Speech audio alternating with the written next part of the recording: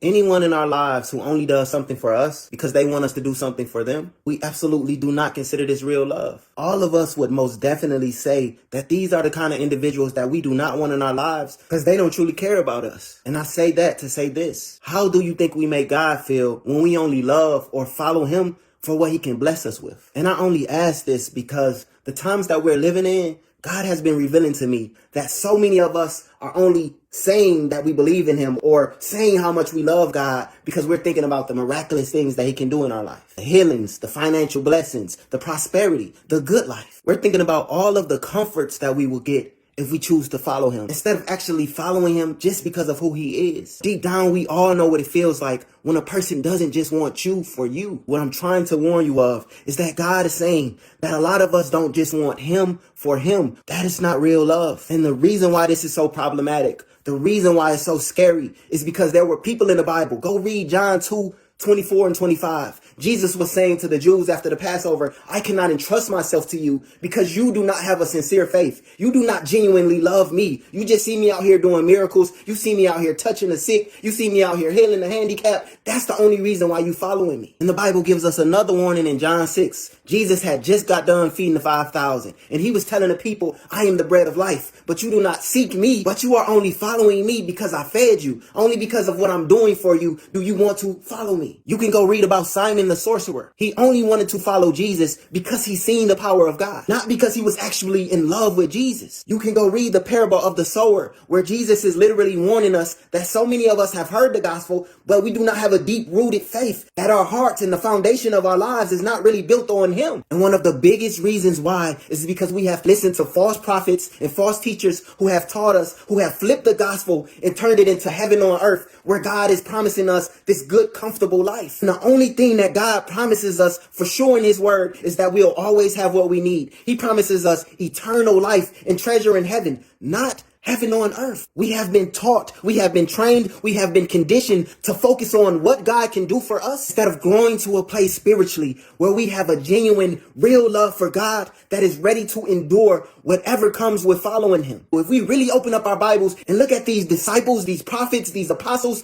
these people who were truly following Jesus, they absolutely suffered through some of the most hardest things imaginable. Do we really love God enough to follow him no matter what our circumstances is? In sickness and in health, like they tell you in marriage? Are we still going to love God if he never blesses us to the extent that we desire to be blessed? If we're get into a car accident and end up handicapped and we can't walk no more, if we end up with cancer, do we still love God then? Do we truly love God or just what he can do? I pray you really hear me. I love you from here to heaven.